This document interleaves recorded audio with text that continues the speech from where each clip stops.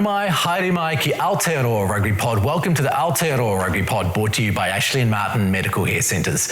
2 down in the Grand Slam for the All Blacks and 2 to go. This episode will break down the third great escape in a row against Scotland. Then we'll get into possibly the toughest challenge of the tour, beating a confident England side with a growing arsenal of weapons at Twickenham. We'll get insight into what it looks like in both camps when England host New Zealand at Twickenham. We'll do that with Brad Shields, who played against New Zealand in 2018, while Jipper was in the 2014 squad that went there as well. We'll take a good look at all of the weekend's major clashes, including that dramatic game between the Boks and France with cards and epic tries, forward might, and Siya Kolisi being forced to watch his 100th test on the bench. It was an absolute ripper. Plus, we have another Rugby Ready giveaway for a month of free training with All Blacks guru Dr. Nick Gill's training team, and of course, all of the in-depth analysis you've come to expect from James Parsons and Bryn Hall. Jipper, were you on the edge of your seat there through that second half? I certainly was, especially with when the cards came in. I sort of feel Scotland will look at that and just see that as a massive missed opportunity, but a huge performance from the All Blacks. To be 30 minutes down to 14 and defend the way they did was pretty special. Right.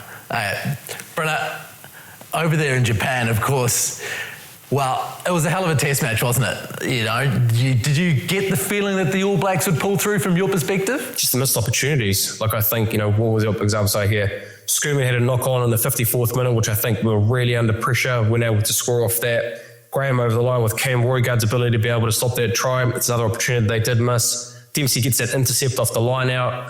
They're not able to capitalise off that. So they just had that 20 minutes of momentum where they did score some points with Artie being off, but they just weren't able to capitalise with the big moments that I guess they needed to be able to win that test match. Because I think in the 70th minute, Damian McKenzie's been talked about a lot with his performance, and he was able to go the 50-22, the try and the penalty to be able to seal it. So if I do look at it, Scotland had a lot of opportunities, but the things that I touched on last week, under pressure, big moments in games, they weren't able to get it right. So I think if they look back at it, I think it's just definitely one that got away with us. And with us having 3 yellow cards, finding a way to win ugly, especially in that second half, to be able to get the result and run a lot of pressure. Well, that'll take us to the Ashley and Martin turning point for the week. And a lot of people talk about Damian McKenzie, but Jipper, that defence that Brenner alluded to, when you're down that many people to pull through in that way, that was obviously the thing that really clinched this. Yeah, it was huge, and I think they only gave away 9 penalties. I know with the 3 yellow cards, it looks like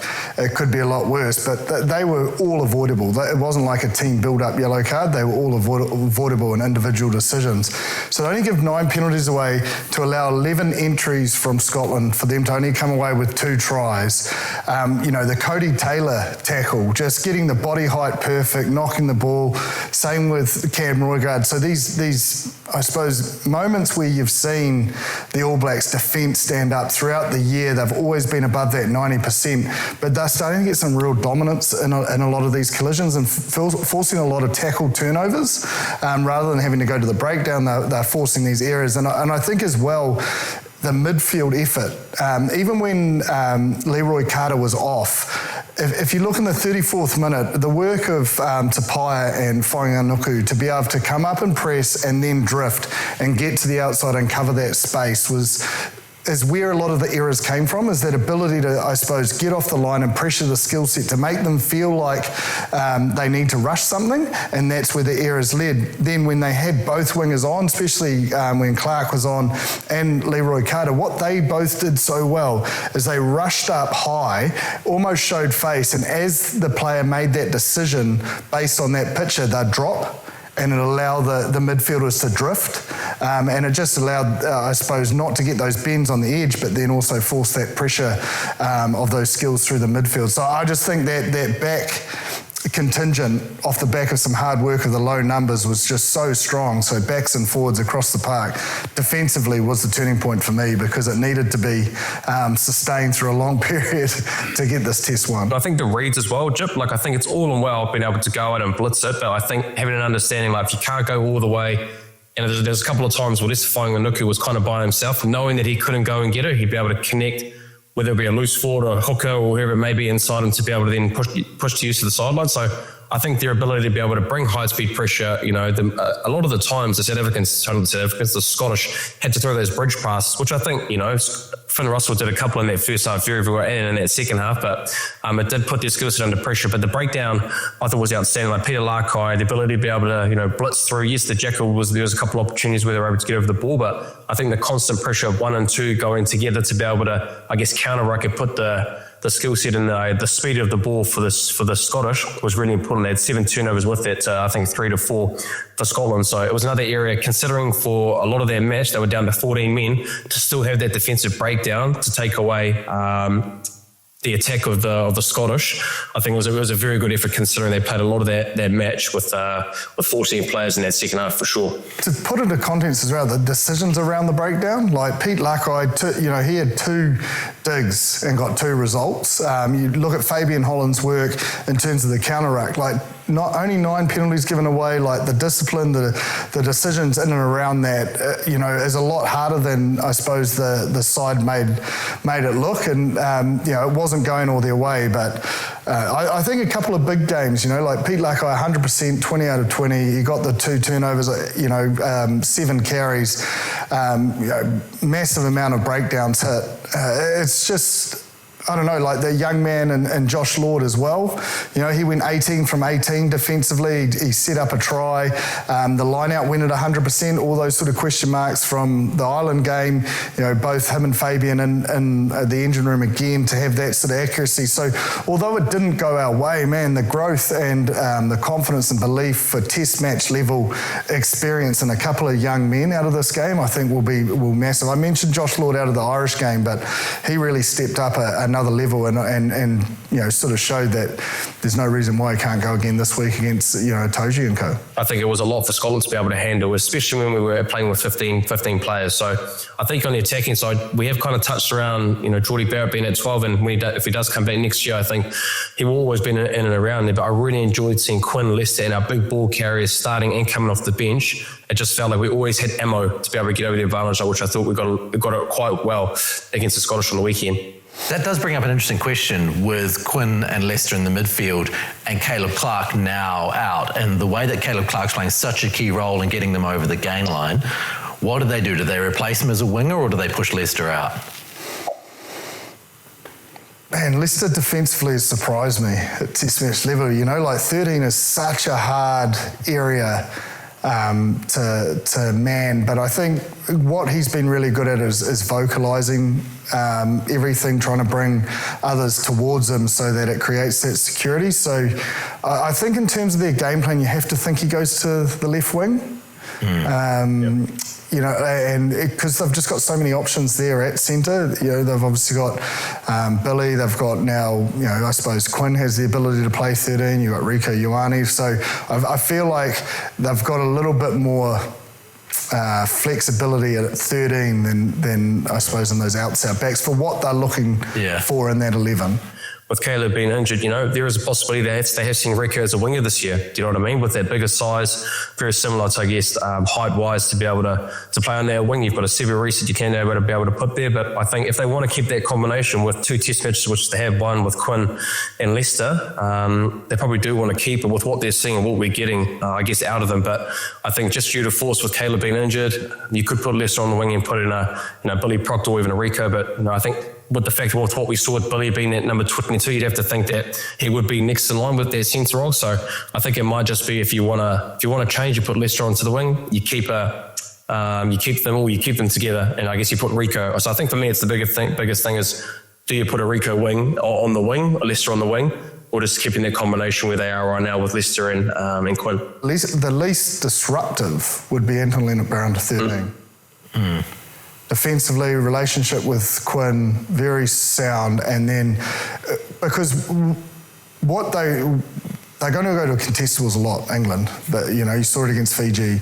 You need to be able to secure that aerial ball against England. Otherwise, you're going to catch yourself in a lot of trouble. And I also think, when Anton's played, he's had a number of injuries, but he was very strong against the French. Defensively, very confident. And Lawrence had a really strong game. And I think Anton's game and his defensive... the aggressive nature of his defensive play is potentially probably more suited. I mean, all signs say that's not going to be the case. But if you look at the opposition we're playing, least amount of disruption, it wouldn't be a surprise to see him go straight into 13 and maybe Billy remain in that 23s. Brennan, one of the things about playing England, though, is that there are more threats. You know, Ben Earl is just tremendous with ball in hand. Pollock coming off the bench. You know, as far as the things you've got to keep your eye out for, there's a bit more there, isn't there? Anytime you're putting teams under pressure, it doesn't matter how good they are, it's really hard to attack. Like we've talked about a lot when we've played the South Africans or a high pressure team that put someone's skill set under pressure.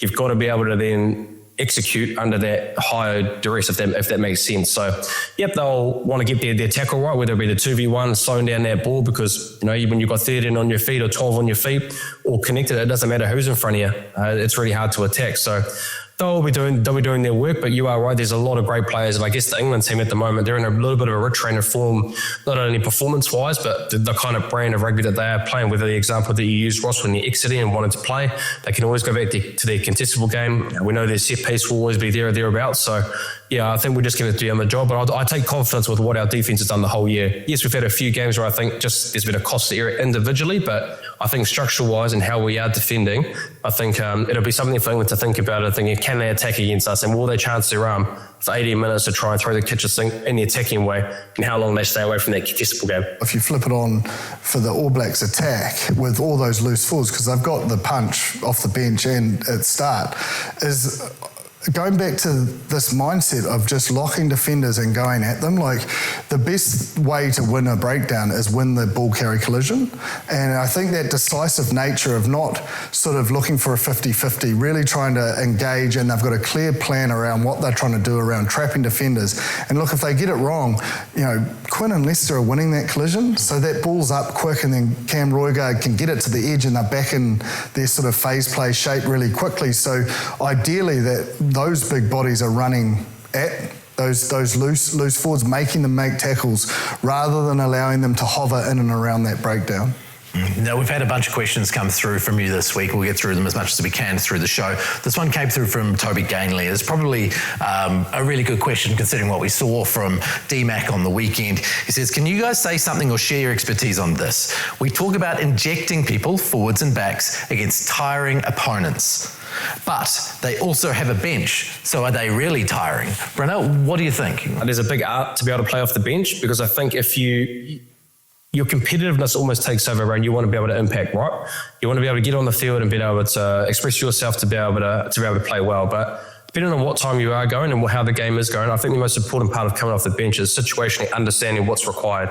So, for example, you know, if it's a really high octane, there's a lot of ball in play, there are a lot of tiring defenders, then you probably know subconsciously that there's going to be a bit of room for you to be able to play with high tempo, and there's going to be a lot of ball in play. And I guess the attacking side will take over when it comes to that way. If it's raining, you know, that probably isn't the same. You probably want to go to more of a kicking game, being able to do your core roles and being able to execute in different scenarios. So I think, and then also as well, understanding tempo. Like I just said with those two examples, it's a real balance around getting that right, because if you don't get it right, then it's kind of at a detriment. You're not probably getting what you need off the bench. So I think it does play a really, really important part. And there's a lot of conversations that go behind the scenes when you're on the bench. So if the game is going, usually, you know, for example, you might have the tighties together, the loose forwards together, and the backs together, and then collectively within those groups talking about how the game's going, what you're seeing, and then it might be one or two times where you're coming collectively together to talk about, hey, we're seeing this, what are we going to do if we're on this situation? So, but to answer, I think the understanding situation, what's required from you and how the game is going, and being really clear what that looks like,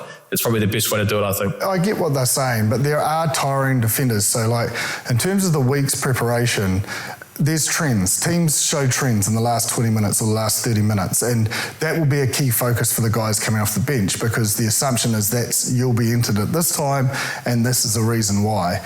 And you'll know who normally stays on and what opportunities that presents. Now, there's one thing making a plan, and that's the trends, but then a lot of the, I suppose, the difference between making a great impact and not is watching the game.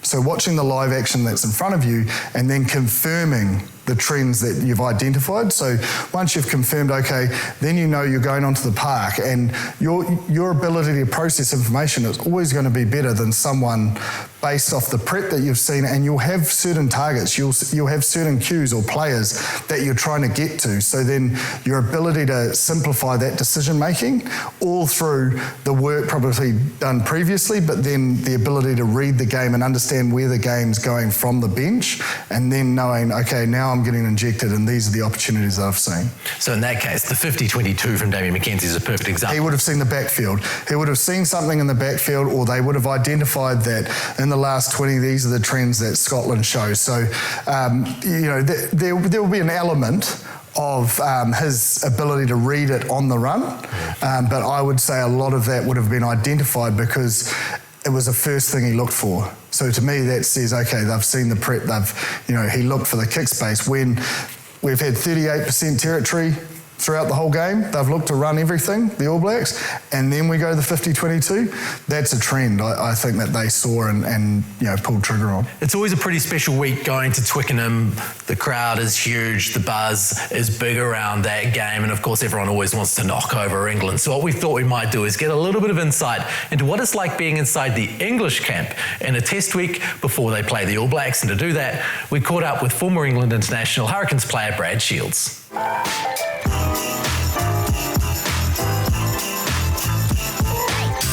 So, Hurricanes player, Wellington player, and most recently a man in a bromance looking at a ute on our television screens and most of the halftime adverts. It's Brad Shields, former England international. How you doing, Brad? Not too bad. Yourself, fellas, all right? Let's take you back. 2018, I was lucky enough to be there as well and go out to Penny Hill Park and talk to you into the lead up to that game. Being a Kiwi guy in the English squad, heading into this test match. Can you set a scene of what it's like within that camp before an England test match at Twickenham? Probably one of my fondest rugby memories that week. I think just because the main reason I was able to sort of play against some of my mates that I'd sort of just finished playing with in New Zealand, and obviously if you can't play for the All Blacks, the next best thing is to play against the All Blacks. So, and getting a starting sort of role was pretty surreal for me. And that week, I guess, when any team plays the All Blacks is a pretty special week. And I just remember Eddie was doing this quite quirky thing where each time we played in the India tour would go down to the meeting room and there would be cardboard cutouts of the most targeted players in that game. So I think Baz, Aaron Smith and Brodie Retallick were the three that were lined up through the hallway. So you're walking past the meetings and you're seeing a nearly 7-foot Brodie Retallick staring back at you, which was quite interesting, but also made you think about, what was coming. Yeah, that's probably niggle at the bottom of the ruck more than anything else. More than anything else, I think there was definitely a bit of chat on the field as well, which is always good at. You look at that set-piece battle, Steve Borthwick, you had him as your forwards coach, now sort of leading the team. What do you think his mindset going, because they have played a lot more than normal, England. Do you think they will try and match the All Blacks there, or they'll go back to that tried and true and know that that's probably the best way they can wear the All Blacks down? Yeah, I think probably they'd be silly not to explore both styles of game. The one game that sort of comes to mind is that South Africa game in Wellington, where I think physically South Africa dominated the All Blacks, and something that I think England's probably got a fair idea of how they could sort of impose themselves in that sense as well. So plenty of opportunity for them, and I guess Steve Borthwick is a tight forward at heart. So when you're a head coach, I don't think you lose that sort of mindset. And I know being in that environment with him, he's real particular about how he wanted to play around the set piece, and certainly the physical battle, but also like the niggle off the ball and bits and pieces, how you get into other teams' minds and you know what that's like when you play against big teams. Sometimes that sort of stuff can actually get you over the line. So I know there's an element of that as well, and I wouldn't be surprised if there's a few fireworks early on as well, and in terms of a bit of handbag stuff. I think encompassing that after watching a few of the international matches, mainly highlights because I was away for the weekend and I was sleeping more. Most of the games were on, but that discipline battle if the All Blacks don't get their discipline right, I think we know where the ball's going to go, whether it's going to be kicks from 50, 55 metres out for a 3-pointer, because then they'll be happy to win 3-0, or bang it in the corner and look to get their drive going. So that's just what I sort of feel that might happen, but I also think they've got to be realistic in a sense that they've got to try and run and work as well, and play a bit of field position as well. Territory battle. Was he a rip, shit and bust kind of coach? Was he like, hard, old-fashioned forwards coach? Is there a little bit of innovation in him? Is he also quite savvy? Yeah, he's definitely, I think what underpins his game is the tried and true forward, hard edge. He kind of reminds me of the Bay of Plenty coach Richard Watt. You got to have your underpin physicality and edge to you. But I also think there's another element to Steve Borthwick where he's extremely educated and he's an extremely smart coach. So his ability to be able to change the game and change the way they play between certain scenarios, I think will test him a little bit this week. But I definitely think that he's got the capability and the players to do it as well now with a few younger faces, and I think they've got a really good balance within that squad. Some of them were young when you were there. Ben Earl, now very much a solid part of this team and an incredible ball carrier and go-forward guy. Have you got a bit of insight into him and what you saw from him in the time that he was around you and why he is such an incredible player now? Yeah, I mean, he's the type of player that is extremely motivated for higher honours when I was there, and he's sort of in and out in the environment when I was lucky enough to be in the mix, and I think as a young player being exposed to that, it's only going to make you better in the long run. So you can see now quality game time for the last couple of years or few years, and I just think his power game is certainly a strength of his. I would say, I suppose traditionally the England pack would be a bit taller in terms of their loose forwards, what Courtney Laws would potentially bring as a 6 or a Toje at 6. So, but they've always had sort of like a ball running mindset as their 8, but I think he's sort of like a player that can play sort of in the open spaces as well. He's also got some extreme speed and kind of plays like a half-back and a half-forward. So, yeah, just the type of player that's ready to rip in, and you can see, sometimes people get a little bit pissed off with it, but I guess his over celebration and the passion that he has for the England team and wanting to win is pretty obvious. Gibbon loves to over-celebrate. That's why he's into Henry Pollock. Yeah, I'm not a big fan of over-celebrating, but I get it. I do like passion. But yeah, Henry Pollock's another one, that Lions tour, it just seems like he doesn't really care if he makes a mistake, even in the biggest occasion. Yeah, I didn't have anything to do with him while I was over there. I think he was in one of the academies when I was sort of finishing up in the UK or just out of school or something like that. But yeah, I guess like you want your players to be in a position where they can express themselves. Obviously, scenarios in the game, you want them to sort of have the right hat on in terms of what decisions they're making. But I guess it's a pretty dangerous position to be in as a player or for the opposition when you got players who are just ready to rip in and kind of just play what's in front of them. And I think traditionally the All Blacks have always been that team that, with a New Zealand touch background, you play rugby at a young age, you throw the ball around at school. I think England's starting to morph into that outfit that they're starting to look like that as well. And some boys are just there to get out there and give it their best foot forward. And like I say, I'm a celebrator on the field, but I'm the same as Jager. Sometimes it can go a little bit too far. But I guess from a fan's perspective, there's I don't go on social media and read too much, but some of the fans are loving it, some of them are hating it. But I guess that's what creates a bit of rivalry and makes rugby a bit more exciting. We love a bit of personality. Just take us back to Penny Hill Park, because I can remember going out there and thinking, what is this place? It's quite unique. This hotel kind of out into the countryside, about half an hour out of town. And it's quite plush, but you've also got the full rugby training facility there. You would have come from Rugby League Park, which was quite a different place that the Hurricanes were at that point, right? Like, what was that like, and being in that facility? Oh yeah, well, I actually love Rugby League Park. One of my favourite training facilities, but I suppose. Yeah, I don't know if this is the right term, but it was a little bit of a culture shock, to be fair. Like, you walk into a room and, you've got this sort of I don't know what they call it, like a suite of some sort. You got a mezzanine bed upstairs, and there's all sorts. And I guess it's the environment where you got no excuses, right? You got your recovery, you've got, some of the best food in the world. You got your personal chef, you got the field right there. So everything's sort of there for you. And like I mentioned before, England sort of got the resource no matter where they go. So if they're playing in England, they're always going to be based there or at the Lensbury. So they've got those facilities that have it all. Whereas in New Zealand, I guess the All Blacks have always been that team that hasn't quite had a base. They've sort of travelled around a little bit. You're seeing a little bit now with that Wellington NZCIS facility, which is obviously one of the best in the world, and would give Penny Hill a run for its money, apart from the spa and the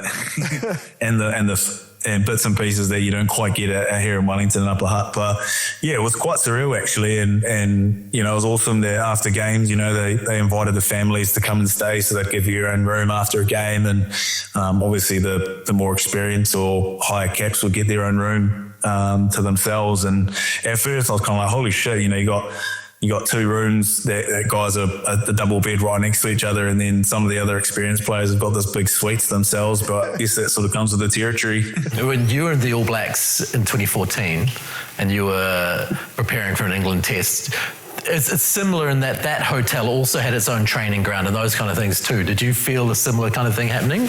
Yeah. It was a very fancy hotel. Yeah. We're pretty well looked after.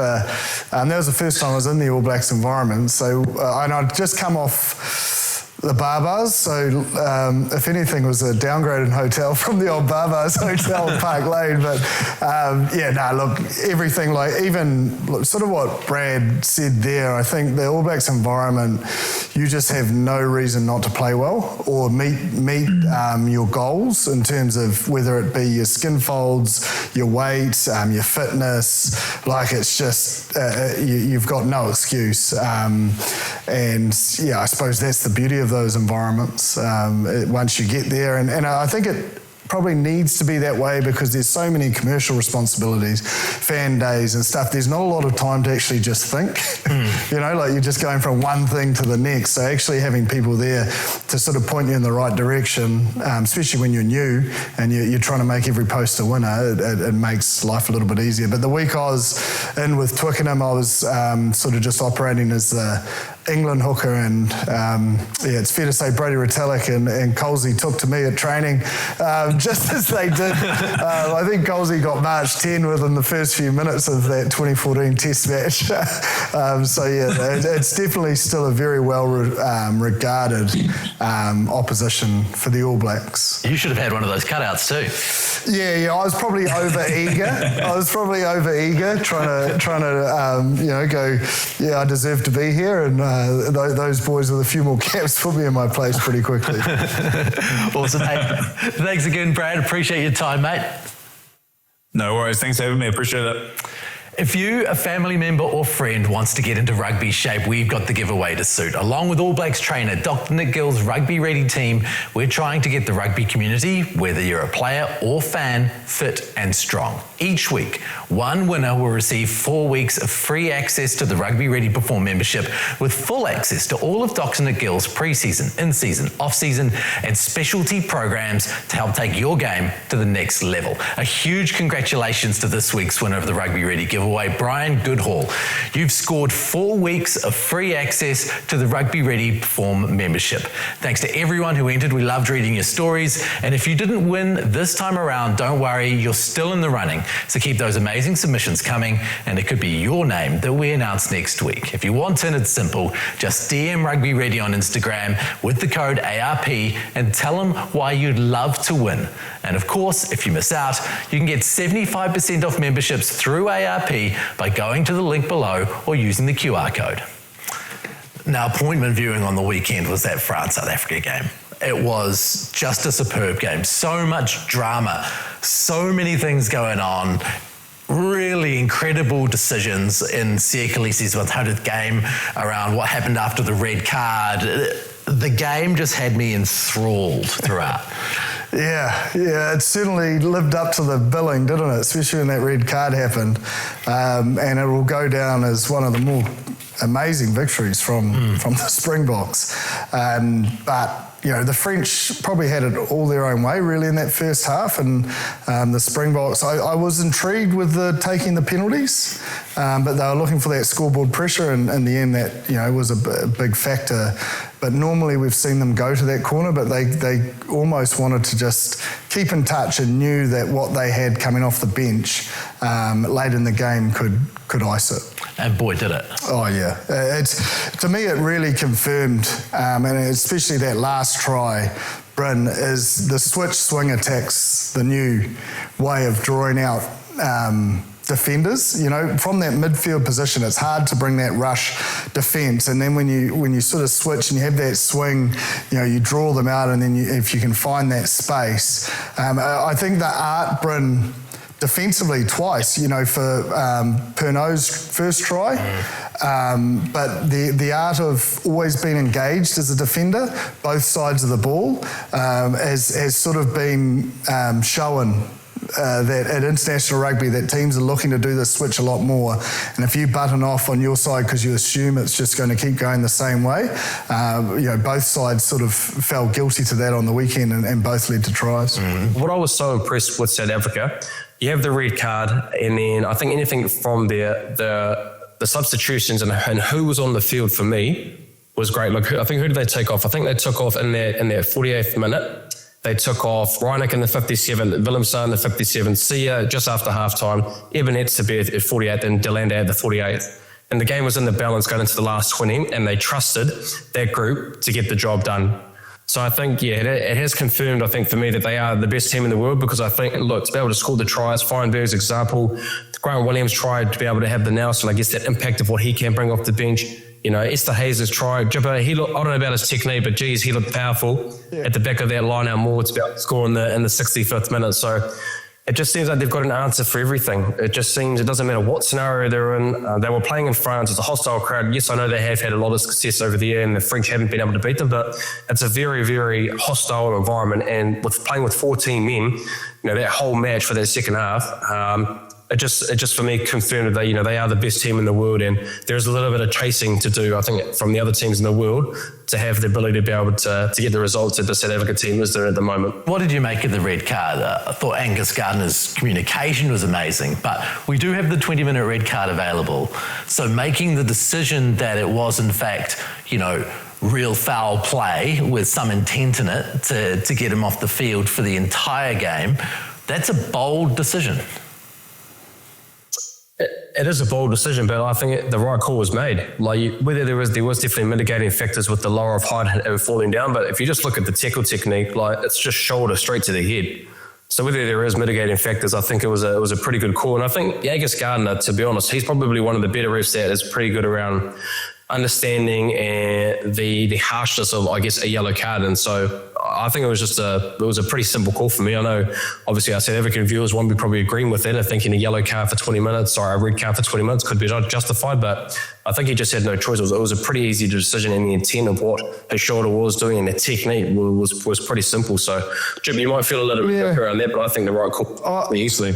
I always find these difficult. It's the first time I've ever seen a red card given for that foul play, the out-and-out full noise red card. I was surprised because I just think of it logically. Yes, tucked arm, get it. That's, foul play. But if he doesn't, he's not aiming for the head because the head wasn't where it was. Do you know what I mean? So for me, a full red card is thuggery. To me, you've got to be aiming to target the head, neck area. And because of that drop of body height, I just felt, the yellow card off-field review, 20-minute red card probably was, more in line with what I'd seen with previous decisions. I think it's, I actually like refs making a call, and if he felt that way, then, so be it. And it didn't, I suppose, impact the result in the end because South Africa won. But I just don't know how it can be an out-and-out, malicious act when the person was in a total different space when he decided to tuck that shoulder. Yeah. Do you know what I mean? Like, Yeah. if he doesn't fall, he hits him in the guts. Yeah. And then it's probably just a penalty for a tuck shoulder. But it's the technique. But it's the technique, though. Yeah, but he's a tall. I felt like he was dropping his height. Yeah, the tuck shoulder. But like, Bryn, if someone goes out this weekend and tucks a shoulder and hits someone in the guts, I don't think that's going to be a yellow card review. It's going to be a penalty. Yeah. So I'm just saying, from a context point of view, tuck shoulder, yes, yellow card, but the guy was in a total different, it happened like, I don't know, maybe I'm defending something, because I agree with the attitude around head collisions, and maybe this is a message saying that, as a defender, Pull out. Yeah, you're literally, well, don't tuck your shoulder. Yeah. Is the message, probably, if we look at it. But, I just think for the purpose of the reason the 20-minute red card was brought in, I felt like it fitted that isolated incident. We had an email from McCaw come through. Basically, he's a law enforcement officer in his career, and he was saying basically deliberate or accidental. That's where the line is.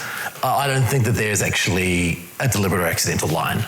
Personally, there's a lot of grey. Not in rugby. There's a lot of grey. How do you decide what's deliberate? How do you decide what's reckless? It's just difficult, isn't it, Bryn? Yeah, it's a difficult one. But I think for me personally, when I saw it and when I heard that call, I was just like, okay, what would I think around that being a really red card? Yes, there's a mitigating factor, but with what I saw, the shoulder to the head and just the no wrap, or the ability to be able to get your hands up to go towards the target, even if it was going to be into the gut. And we know, Drip, anytime you want to put yourself into a bit of trouble when you're going to hit the head with any form of bad technique, you're going to get yourself in a situation where it might be a yellow card that's up to a red card, or you get yourself into the Untitled Chapter on the weekend, it was a red card for the rest of the second half. I mean, we watch a lot of rugby and we can't agree that's how hard it is, There's two kinds of red cards. Yeah, that's the most rugby thing in the world, isn't it? Yeah, but I like it. Yeah. I like it, because I've never seen the full red card since it's been in play. But, it does mitigate anyone thinking someone gets off lightly with the 20-minute red card, and I think the 20-minute red card's important. So I like the current process, and I like that Gardner made the call. I'm just saying, on reflection, I'm not debating it should be a 20-minute red card. Yeah. I'm just saying it maybe not a full. Yeah. I do think it's worth saying that Angus Gardner is an outstanding referee. He adds to the game. He adds to your experience. It's like he understands that I'm sitting there wanting to know what's going on. He's so eloquent and so precise and quite affable in the way that he deals with things. I like how he moves on as well, because, and I was guilty of this as a player, is once you get a little inkling, you almost want to have a little bit more of a discussion if it hasn't gone your way. But it's like, no, decision made, that's why, move on. I quite like how he just keeps things going. But yeah, I still think it was, put the red card aside, the Springboks tackled at 80%, and I just, to go back to their defence, I think it's a great picture of how stats don't tell the full picture, because a rush defence is going to leak, you are going to have, but if you've got a strong rush defence with scramble defence, you can survive. So at 80%, it looks like, they've had a bad defensive day. But if you look at Pernod's second try, where Fiku goes out the back to Intermark does the face ball across Barry, I think, the left winger, to Ramos. But if you watch from there, they rush, but from that drone, geez, I'm enjoying the drone angle. But that drone angle, you just see 6 Springbok jerseys and Pernod. Yeah. So that's that rush defence, but then the energy and the commitment to that system to then go, they didn't stop him, but they got close. But there was 6-7 Springbok jerseys trying to get there, and I think that is the best reflection, I think, from a statistical point of view and winning a game, is how rush D can, I suppose, paint a poor picture statistically, but actually be very efficient in terms of the scoreboard. Brendan, before we let you go, we've had an email come through from Jack Ashby, and he's been talking about the comparisons made between Siya Kolisi, as he said his 100th test, and Richie McCaw, obviously both two-time Rugby World Cup winning captains. And people are now saying, is Siya Kolisi up with Richie McCaw, even above Richie McCaw as far as GOAT status is concerned, considering what he's achieved? As a Kiwi, that's a tough one to take, but what do you think? Very, very tough one there, Ross. Very, very tough. Look, I think anytime we do talk about the GOAT discussion, we've talked about, we use Sasha Feinberg as a perfect example with Dan Carter. He's more so probably the potential-wise, so being able to hopefully maybe get there for someday if you're a South African fan, but what Sia's body of work is, I think he's there or thereabouts to be able to be put in that discussion. Like, he's captained his country to 2 World Cups. He's won rugby championships. I can imagine that he's played a lot of games to be able to be classed as consistent, to be on the field. And I think what he has done, and this is probably a little bit bigger more than what Richie McCaw does, he's united a country. Not only him, but this golden age of South African rugby. They have kind of united South Africa again. From all the messages that you hear, from all the kind of words coming in from South Africa, they play for South Africa. So it's kind of got that Nelson Mandela 1995 feel there. They brought a country together. They talk about their country and how much they love their country. So I think on a bigger scale of the world, I think what Siya has done is probably a little bit more than what Richie McCaw's done, just for the fact of the South Africa country and what they have done. So I think to answer your question, Ross, be very interested to see what Jipper thinks in and around there. But I think, look, the body of work, the longevity-wise, he's done it, been captain, winning 2 World Cups, winning rugby championships, playing for a long amount of time. And what he's done for South Africa on a whole in a world stage, he's definitely up in that conversation for me. I don't think it really matters when you come on and off the field, because I just think I see every week as 7 days. The test match is one of those days. So definitely, like, man, he's clearly got an amazing ability to lead others to great things. But I also think he'd be uncomfortable with this conversation, like, based on everything we've seen, is he doesn't want it to be about Siya Kolisi being bigger than South Africa. Rusty certainly doesn't. It's about, South Africa is the biggest thing. And I feel this conversation's just probably too early until you retire. And I think he's probably got more that he wants to achieve. He probably wants another World Cup. So it's more a watch this space. Like, Richie McCaw's always going to be a GOAT. Johnny Wilkinson's always going to be a GOAT. Danka, it's pretty hard to say there's one pinnacle GOAT. Like, I mean, just look at the NBA. He will be there. Yeah. He's definitely going to be on the Mount Rushmore. Like, the guy's captain to multiple World Cup winning performances. But yeah, I think he's doing more than enough. I don't think it's based on minutes to make that decision, I suppose, to answer that question. So wait until he retires and then we'll know. I think he's a GOAT. Yeah. Like, I just think it's pointless saying Richie versus Siya, because then you're going, oh, okay, well, what about Johnny? What about John Schmidt? Like, it becomes endless. Yeah. I think as individuals, they're both GOATs. Yeah. They're both going to be up in lights. I'm not trying to avoid it. It's just very hard. It's very hard to say, oh, Richie's more. It's just, we still have the argument of Richie over Michael Jones, Jonah Lomu. Like, it's endless. I just find it's, you're never going to get an answer. Yeah. But we'll certainly try and have the conversation. Brendan, we're going to let you go to training, mate. Thank you very much for joining us once again all the way from Japan, and we'll see you next week. See you, boys. Speaking of GOAT conversations, GOAT scrums. The South African scrum is outrageous. Yeah. So for me, like, the French scrum is super, super solid. If there was ever a team that was going to have parity, at least, for me it was the French. But the way it was dismantled, and you could just see the way, the focus, and what it means to the South African side, and just the ability to get themselves out of trouble. Like, it's a absolute weapon, especially when you're down to 14, to be able to go to something that can piggyback yourself out of trouble. I'm not probably like smiling because, like, a lot of heat came on the All Blacks during the rugby championship, but I do think this is massive sign that there's a big gap between the Springboks scrum and the rest of the world. Yeah. One of the things that's so interesting is the way that they attack on a defensive scrum. Is there a huge difference in the way that you're approaching it? I mean, bar obviously the hooking of the ball and the feed from your team. Is there a huge difference in the way that you approach attacking a defensive scrum as opposed to attacking as an attacking scrum? Yeah, it really depends where you are on the field. You've got to be careful because if you don't get it right, it can leave you defensively, especially in terms of those edges between the backs and the forwards.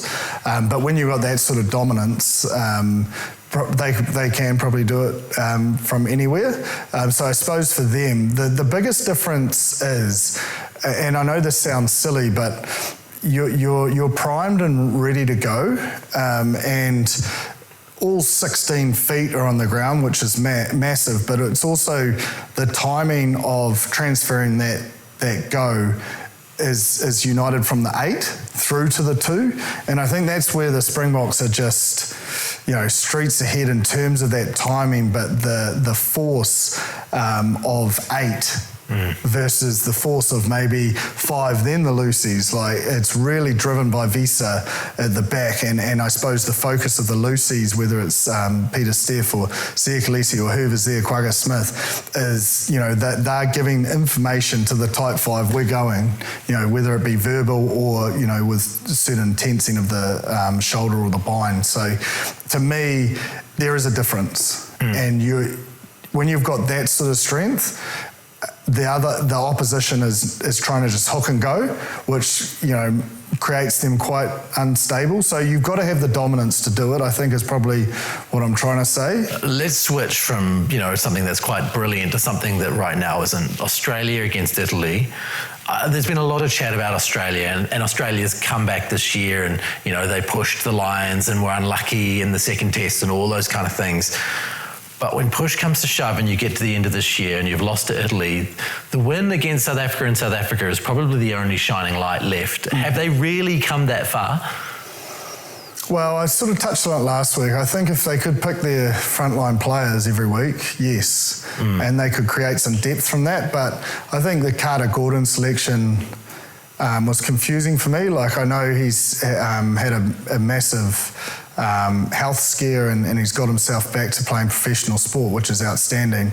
But he hasn't had a lot of rugby, and it just got the sense they overplayed, and they almost just thought it was going to happen. And it just test match rugby, you just can't.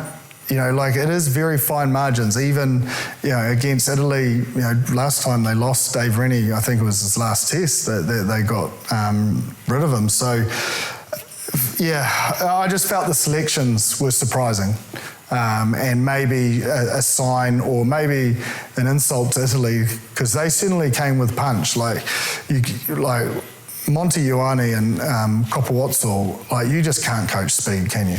Like the way when they are chasing a ball or where they're trying to get around someone or find a gap, it's just so impressive, that speed from those two guys. And yeah, as I say, I just think it's left.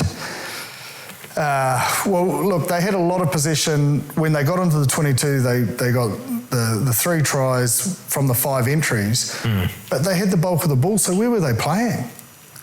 From you look at the stats from possession territory point of, it's totally, they've had a lot of possession, but they're playing in their half the whole time, and that to me falls on the shoulders of Carter Gordon as the game driver, is not putting them in the right parts and wasting a lot of energy.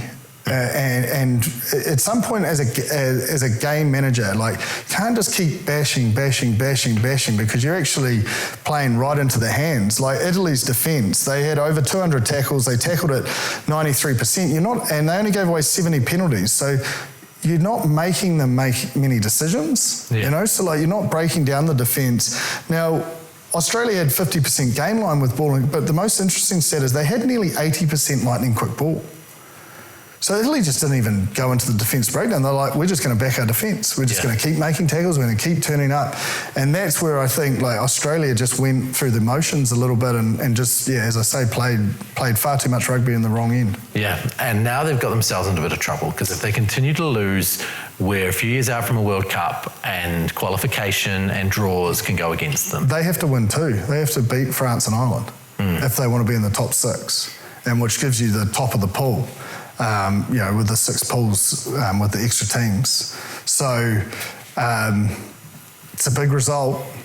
And, I'm not saying the one thing is with Australia, like they are hot and cold, so they could come back and beat the French and Ireland, but she's a big mountain to climb. It's hard to see it happening. I can't. I think they're going to fall out a home World Cup and they won't be in the top 6. So it just means that pool play, where they land and how they're going to have to get to the Rugby World Cup finals they'll be wanting, being at home. They've just made it a lot harder. When we look into this weekend, let's start with Australia. Ireland versus Australia, you just don't see a chance there for the Aussies to win in Dublin. Well, if they maybe get Valentini and Skelton and, Paisami with Ikitau, change at 10. Look, they do have the ability. Like, don't get me wrong. Like, they can turn it. But I just think with Ireland losing to the All Blacks, I just think they'll be far too focused to make a statement. Yeah, I just can't. At home. I can't see that happening. Okay, Italy versus South Africa, that seems like a fairly straightforward result. Yes. England against New Zealand. Yeah, I think this is going to be the tightest contest of the tour. Look, England weren't perfect against Fiji, but there was a lot of opportunity, a lot of people rested. So it's yellow cards will kill us against England. They will. Yeah. Because in the 22, their ball play between forwards, short balls, it's just not as easy defensively. Yeah. So and they've just got too many attacking threats and they're very attacking mindsets. So, look, discipline will probably dictate it. I'll pick the All Blacks, and I think the All Blacks win by 10. Yeah. The interesting thing about this game is, and there's a person online called Dave who started this thing called the Rayburn Shield, which is essentially the lineal championship for men, and there's another one, the Utrecht Shield for the women.